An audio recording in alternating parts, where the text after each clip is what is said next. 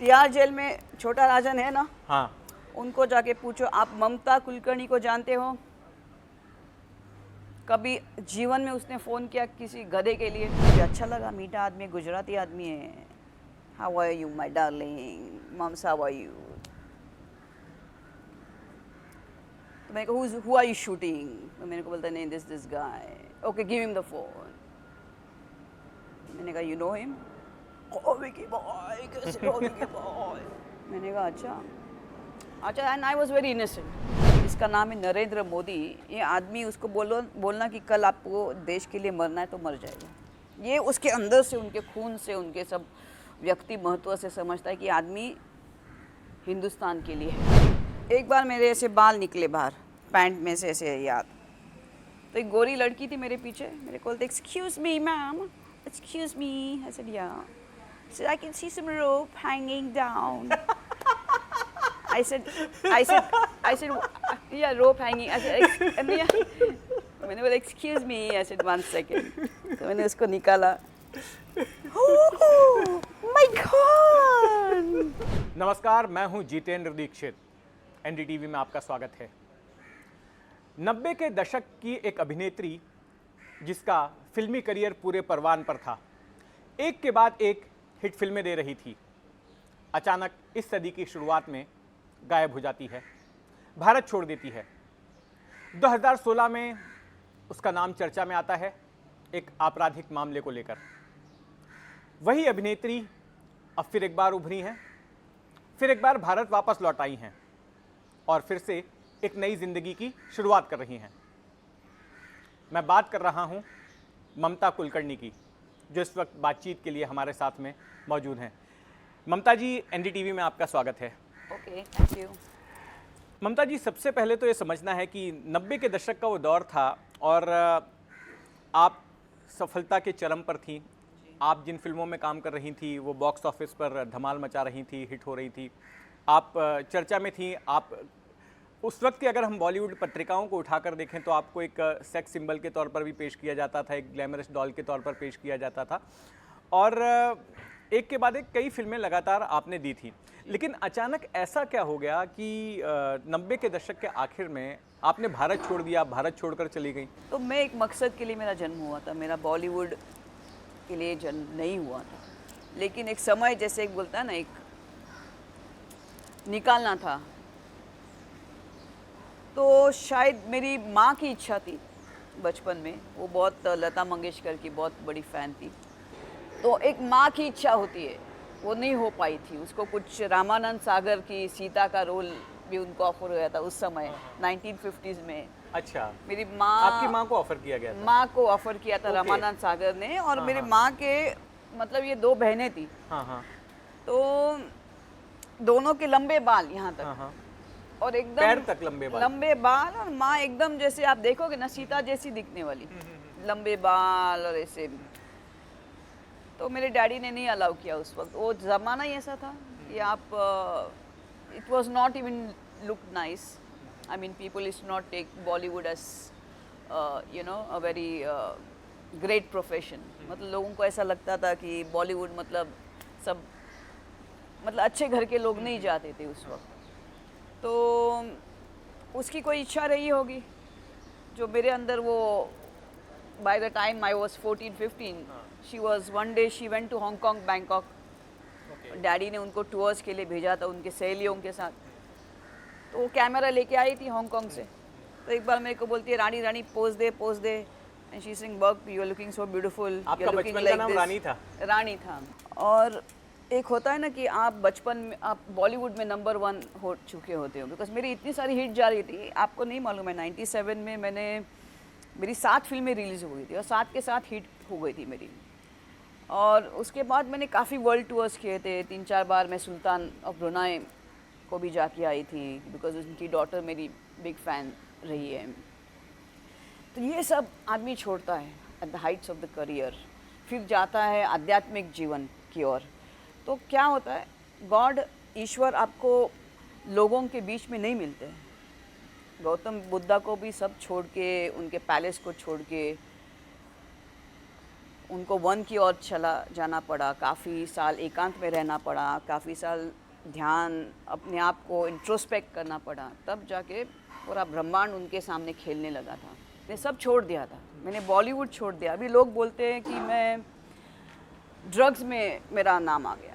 अभी आप सोचो, ड्रग्स के लिए आदमी कौन करेगा? ड्रग्स के लिए ऐसा ही आप सोचो ना, पैसे के लिए करेगा? जिसने बॉलीवुड की 40 फिल्में छोड़ी जब मैं निकली वहाँ से, मेरे पास 10 स्टाफ थे, मेरे पास 2 घर थे, मेरे पास 3 घर है, एक ऑफिस है और 10 मेरे स्टाफ होते थे, मेरी 2 गाड़ियाँ होती थी, मैंने सब जगह टूर किया था और जिधर मैं जाती थी उधर मेरे को I used to get chauffeur driven car. I used to get a black limousine with a chauffeur driven driver for 1 month at my disposal. And I was earning so much money कि I would go to any designer store. I would not look the money. मैंने कभी उसका price tag नहीं check किया कि ये कितने का है उस वक्त। आज तो सबका फैशन है कि they want a hi fi Versace and all that. Those years मैंने ऐसे देखे दनादन उठा के डालती थी, ये सब मैंने फेंका उठा के, ये सब को मैंने त्याग दिया, भूख प्यास ये सब चीज़ को मैंने अपनाया। तो ऐसी लड़की जो बॉलीवुड जैसे शौर्य को, जिधर मैं उतरती थी, जब भी मैं उतरती थी मेरा बॉडीगार्ड गाड़ी से पहले वो दरवाज़ा खोलेगा, before a sun would come there was umbrella, ये सब छोड़ के and any time I would go to any place. जैसे कोई बोलेगा शोरूम खोलना है तो I would get 5 lakh rupees just like that. ये सब छोड़ छाड़ के मैं I choose a tough life in my जीवन में। तो क्यों आदमी किसी ड्रग्स में एकदम मूर्ख आदमी होगा वो करेगा?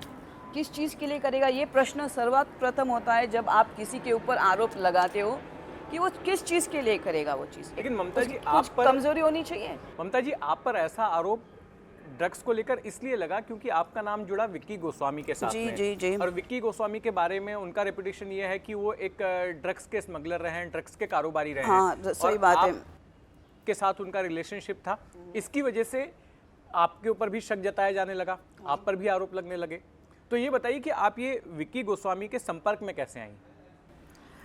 मैंने एक्चुअली जैसे मैंने बोला था कि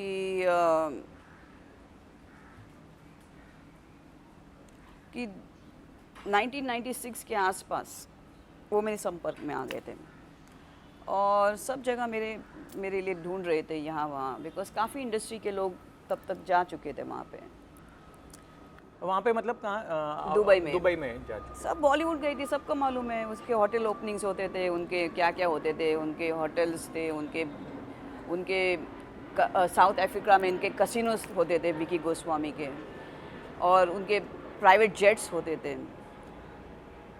तो शूटिंग्स के लिए वहाँ पे काफ़ी लोग जाते थे उनके घर में, उनके साउथ अफ्रीका में, उनके दुबई में। आधी से ज़्यादा डजन इंडस्ट्री अपनी वहाँ पहुँच गई थी, मैं सबसे लास्ट गई थी वहाँ पे।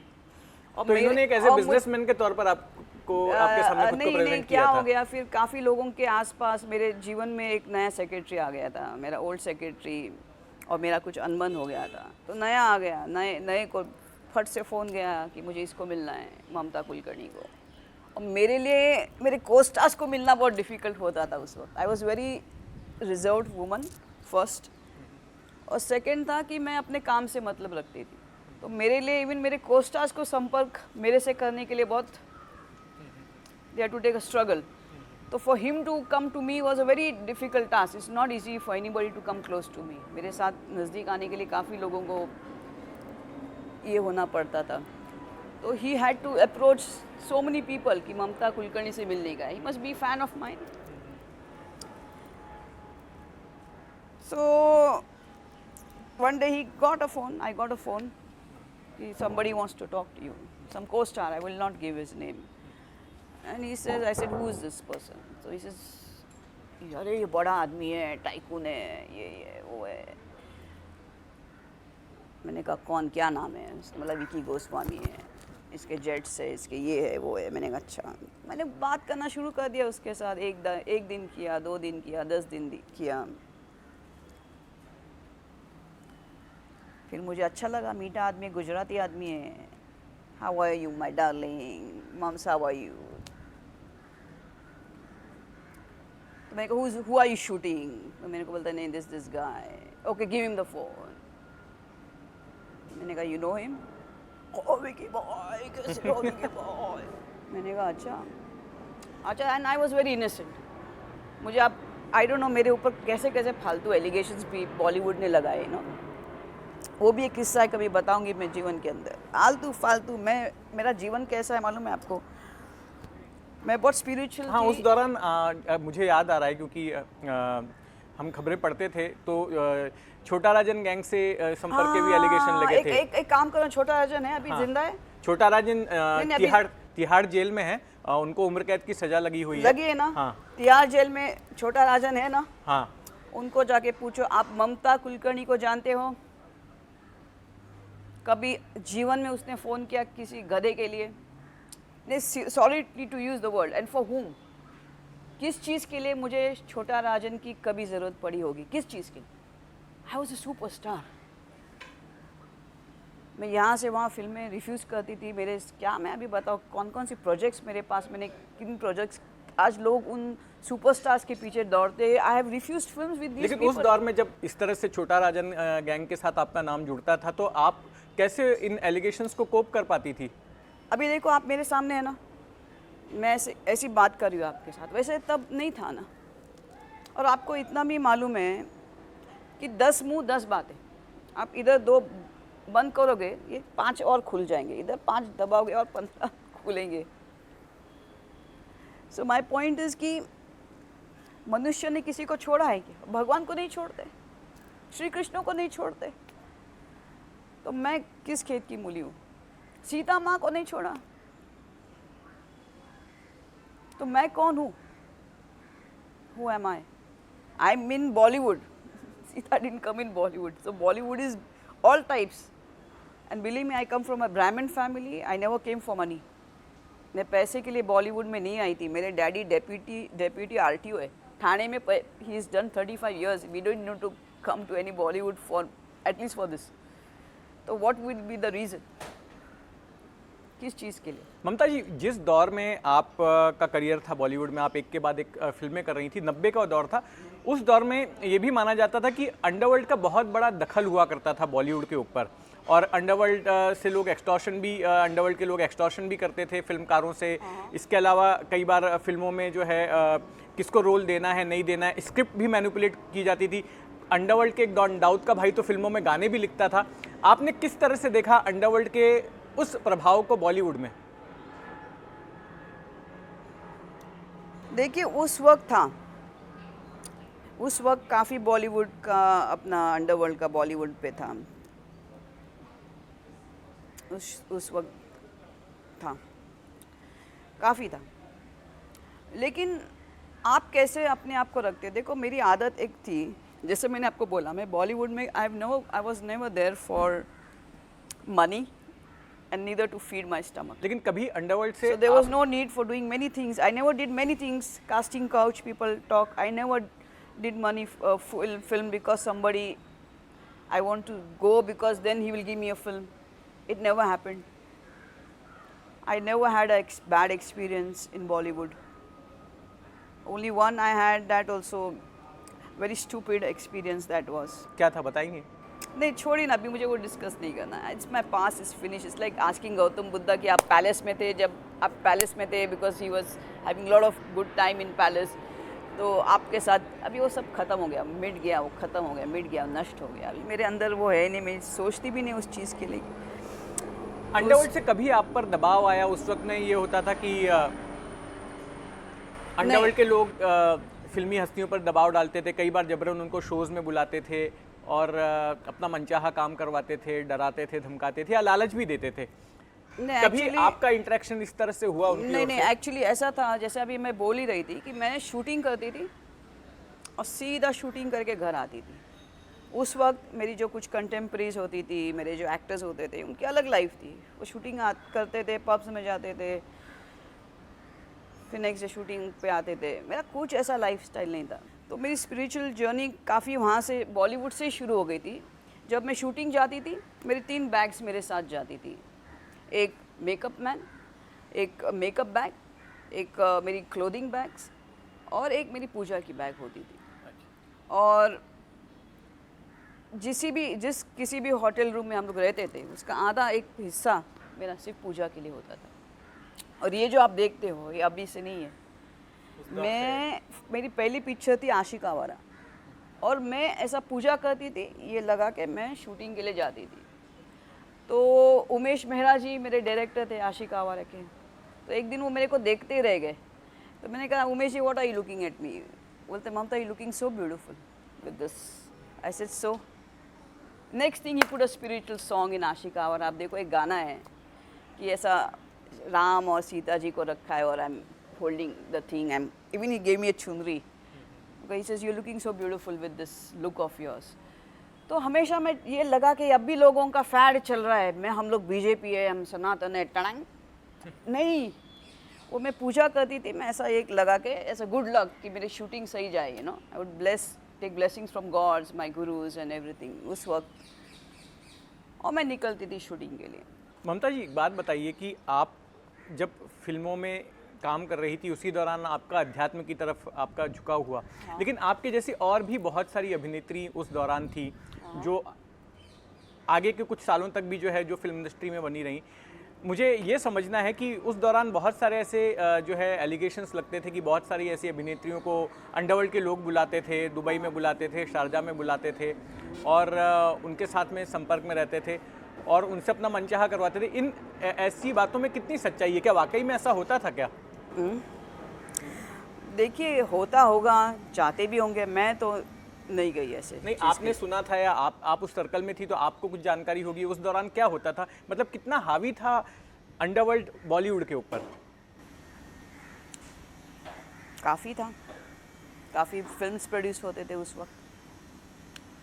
सिर्फ बॉलीवुड नहीं, मैं तो बोलूँगी everything was corrupted, everything was corrupted. Even police force, लोग बोलते एक समय था कि लोग बोलते पुलिस के पास मत जाओ, आप जाओगे तो वो सीधा ऊपर फ़ोन कर देंगे, ऐसा भी था।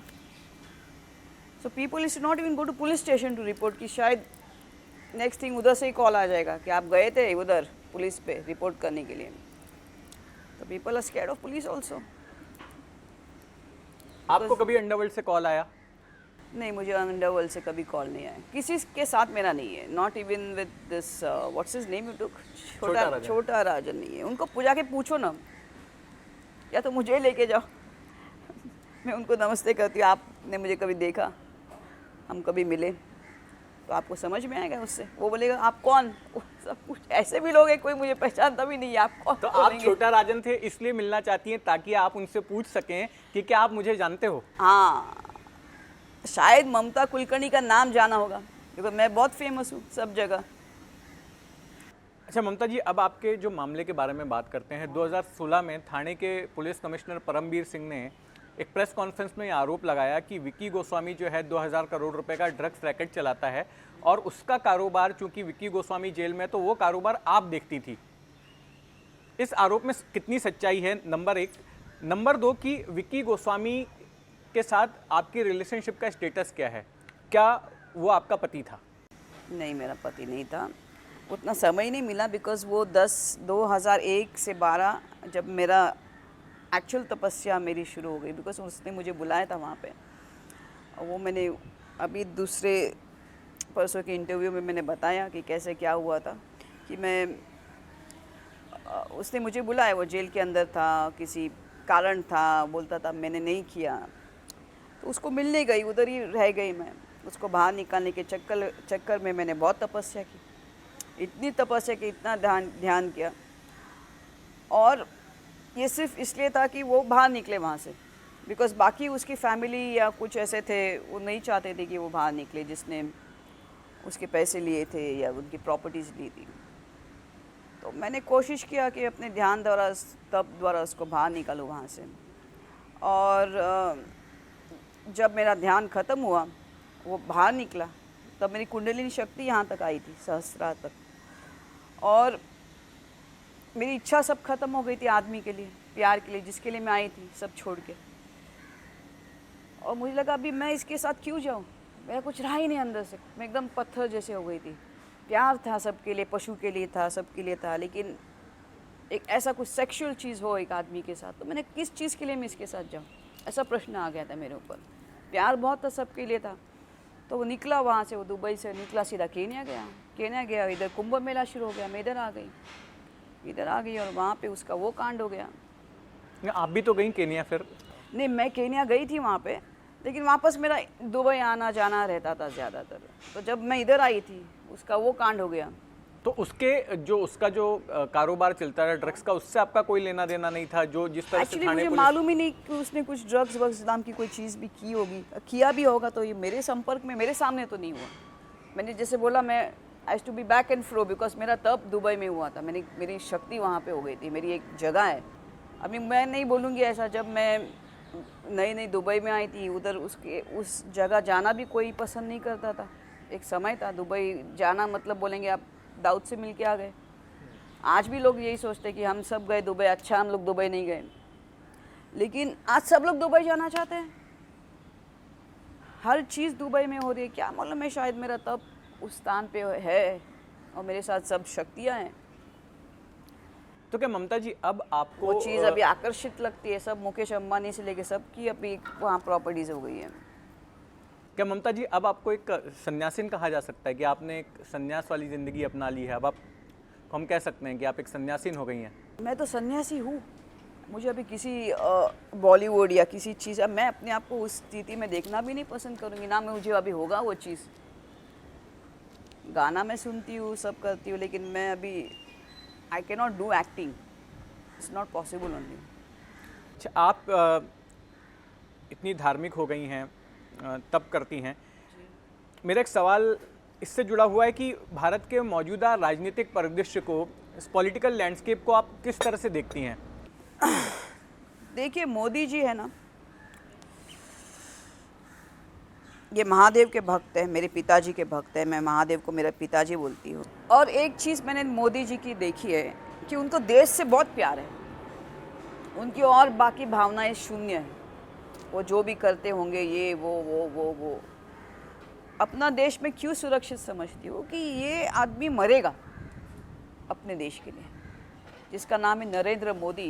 ये आदमी, उसको बोलना कि कल आपको देश के लिए मरना है तो मर जाएगा। ये उसके अंदर से, उनके खून से, उनके सब व्यक्ति महत्व से समझता है कि आदमी हिंदुस्तान के लिए है। ऐसा कोई आपको दूसरा मिले तो उस दिन वो नरेंद्र मोदी बन सकता है। बस एक सवाल है कि आप समझ गए मैं क्या बोल रही जी, हूँ? मैं समझ गया आपकी क्या बात। हम एक सब जो हिंदुस्तानी हैं, ऐसे ही नरेंद्र मोदी को नहीं पूछते या उनके लिए वोट नहीं डाल रहे, उनके जगह कोई और दूसरे को, एक और व्यक्ति महत्व थी ऐसे नरेंद्र मोदी के पहले, कि जिसको हम लोग बोलते थे कि वो मिट सकती है, वो इंदिरा गांधी थी। बिकॉज इंदिरा गांधी ने एक बोला था कि मेरा हर एक रक्त देश के लिए। ऐसा कौन है दूसरा? एक और थे, महात्मा गांधी थे, जिन्होंने अपना सब कुछ दिया, कितने बार जेल गए, पीठ पे उनको मारते थे, उनको क्या क्या उसने यातनाएं नहीं झेली है। तो एक व्यक्ति महत्व है महात्मा गांधी, जिसको हम लोग कोई भी आंख बंद करके बोल सकते हैं कि आदमी बोलेगा कि मुझे मारो, मेरे देश को छोड़ दो।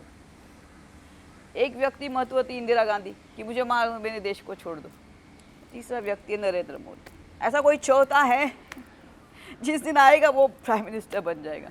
ममता जी, एक आखिरी सवाल हाँ। कि अब आप भारत आ गई हैं, क्या आप परमानेंटली अब भारत में फिर से सेटल होंगी, और क्या फिर से आप एक बार उस ग्लैमर इंडस्ट्री से जुड़ना चाहती हैं? फिर से आप फिल्म उद्योग में अपना काम शुरू करना चाहती हैं? नहीं, मुझे बिल्कुल कुछ भी नहीं करना है, ना मुझे ग्लैमर से कोई लेना देना है अभी। ना वैसे मैं कपड़े पहनती हूँ, ना मुझे वैसे कपड़े पहनने हैं। अभी कुछ स्टाइल ही चेंज हो गई है। I mean I want be able to do what I used to do that time. और हर एक चीज़ की उम्र होती है। अभी मैं 50 साल की हो गई हूँ, तो हर चीज़ का अपना एक समय होता है। उस वक्त वो चीज़ें अच्छी लगती थी, आज मैं वो सब नहीं पहन पाऊँगी जो आज की ज़रूरत है, तो मेरा उधर जाना ही बेकार है। तो अब आप अपने आगे की लाइफ किस तरह से देखती हैं? मैं एक्चुअली मोर स्पिरिचुअली, जैसे है कभी स्पिरिचुअल डिबेट है और सबको एक साथ लेके आने के लिए मैं आई हूँ। शादी मेरी इच्छा ही नहीं है। शादी मेरी इच्छा, ऐसा कोई है? मुझे नहीं मालूम कोई है मेरे जैसा है। देखो एक क्या है, दो व्यक्ति जीवन के अंदर होते हैं आध्यात्मिक तौर पे, एक खरा और एक नरा। खरा मतलब गधा। गधा किसको कहते हैं? जिसको कुछ ब्रह्मचार्य का ज्ञान नहीं, उसको ध्यान का ज्ञान नहीं है, और जिसको भगवान का कुछ ज्ञान नहीं है, उसको धर्म का ज्ञान नहीं है। और खरा, उसको खरा बोलते हैं। और नरा मतलब नारायण हो, उसको बोलते हैं। अब मैं नारायण ही हो गई हूँ, तो मुझे नारायण ही चाहिए। मैं आम आदमी के साथ बैठ के क्या बात करूँगी? बॉलीवुड्स, मैंने कितने साल हो गए मैंने बॉलीवुड पिक्चर देखी नहीं है।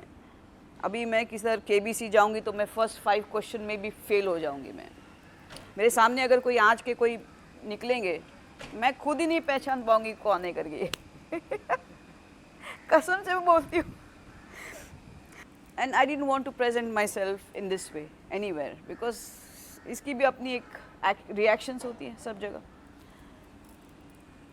तो